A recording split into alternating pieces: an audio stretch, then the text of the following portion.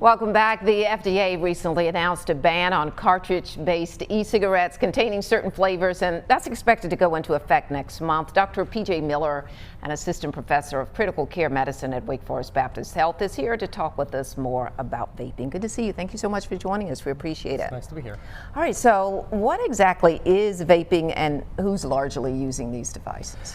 So vaping, while similar to cigarettes, it's a modality to inhale substances into the lungs. It's different from cigarettes, whereas if you think of cigarettes almost like a campfire and burning the product, vaping is more like a tea kettle where it's boiling the water and inhaling that vapor into the lungs. All right, so now are e-cigarettes that can be purchased in stores safer than those purchased online?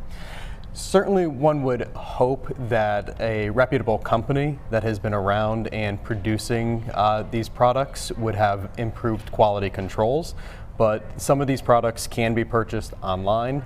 They can be made in your basement or in your kitchen, so one would assume that the quality control in those products probably is not as safe. All right, so talk to us about what's causing this sudden surge in illnesses and deaths related to vaping.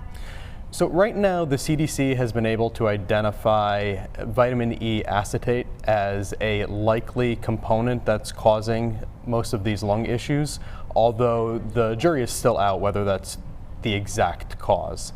Vitamin E acetate, if it's inhaled as opposed to if it's put on skin for in a moisturizer cream, if it's inhaled, it can break down a protective layer in the lung called surfactant, and then can produce a lot of these respiratory symptoms that people seem to be experiencing. Do you see that as problematic around here, or? We have seen several cases here.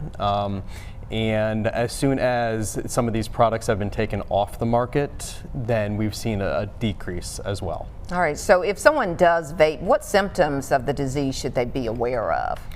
Right now it's pretty much the same symptoms anybody would have in the middle of the winter. Cough, chills, some flu-like symptoms, interestingly some abdominal discomfort as well with some of the products. All right, thank you so much. Got to make that the last word, but we appreciate you. You're welcome, thank you.